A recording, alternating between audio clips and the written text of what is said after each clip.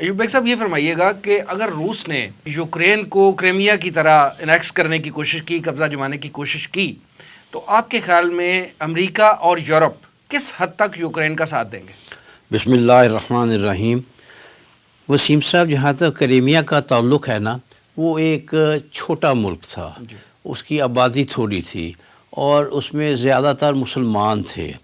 اور ان مسلمانوں کا پہلے ہی رجحان جو ہے وہ روس کی طرف کسی حد تک تھا۔ پھر جب وہ ریفرینڈم ہوا تو انہوں نے رشیا کے حق میں ہی ووٹ ڈالا، تو وہاں ایک قسم کی کوئی اخلاقی سطح پر بھی کوئی وجہ نظر نہیں آتی تھی کہ امریکہ یورپ وغیرہ کو اس میں کوئی مداخلت کر سکے۔ یوکرائن بہت بڑا ملک ہے، پھر وہاں کا مسئلہ یہ ہے کہ اگرچہ وہاں بھی پہلے پرو رشین حکومت تھی، لیکن امریکہ نے دخل اندازی کر کے ان کے ملک میں وہاں کو کرایا، اور کو کروانے کے بعد امریکہ ایک ایسی حکومت لے آیا جو پرو امریکن ہے، اینٹی رشین ہے۔ البتہ وہاں اب بھی یعنی دونوں طرف کے، یعنی وہاں مسلمانوں کی تعداد بھی ہے اور وہ لوگ بھی ہے جنہیں امریکہ یورپ وغیرہ سے کوئی خطرہ نہیں، یعنی دونوں قسم کے لوگ وہاں موجود ہیں۔ اب جو پرو امریکن حکومت ہے وہ رشیا کو اس طرح مداخلت کرنے کی اجازت نہیں دے سکتی جس طرح وہ پہلے کرتا تھا،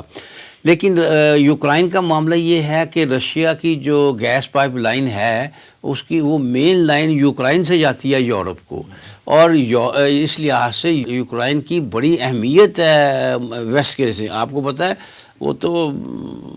آدھا یورپ ٹھٹر کر مر جائے گا اگر سپلائی بند ہو جاتی ہے، اگرچہ دو اور راستے بھی ہیں ان سے، لیکن یہ مین راستہ ہے۔ لہٰذا ویسٹ کبھی نہیں چاہے گا کہ رشیا وہاں اتنا پاورفل ہو جائے، اتنی مداخلت کرنے لگے اور ان کے حامیوں کی حکومت ہو۔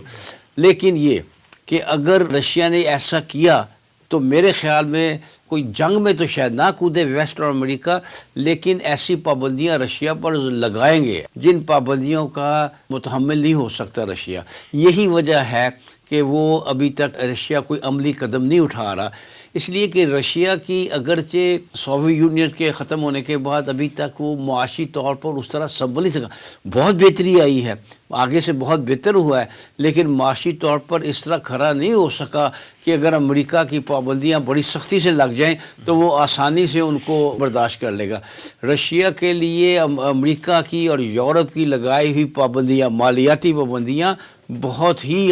اس کی معیشت کے لیے بہت خطرناک ثابت ہو سکتی ہیں۔ میرے خیال میں امریکہ کسی جنگ میں تو نہیں کودے گا، لیکن پابندیاں اس طرح کی لگا دے گا کہ عین ممکن ہے رشیا کو جھکنا پڑ جائے۔ اس حوالے سے میرا نقطہ نظر یہ ہے کہ رشیا